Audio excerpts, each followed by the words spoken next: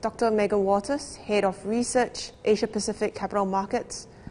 Megan, from an economics perspective, are you seeing a soft patch in the global recovery, or are you seeing a meltdown?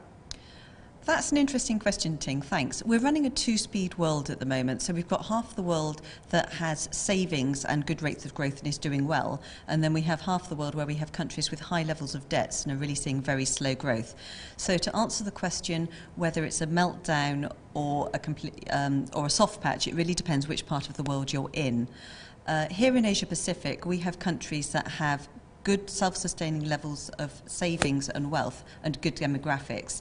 So here in Asia Pacific we may see some sort of soft patch, but we're not going to see any kind of meltdown that we might see elsewhere in the world. Are there any other risks that investors should take note of?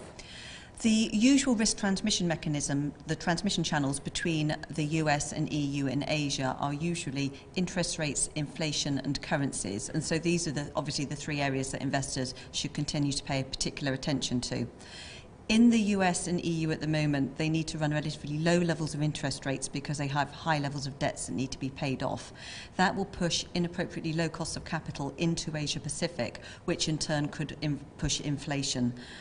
Where we tend to see inflation rising, usually investing in real estate is a good strategy as a hedge against inflation. And so really, while we're seeing some difficulties in the global markets at the moment, that probably does bode relatively well for investors into real estate in Asia Pacific at present. Thank you very much, Megan. Thanks for your time. Thanks, Ting. That was great. Thanks.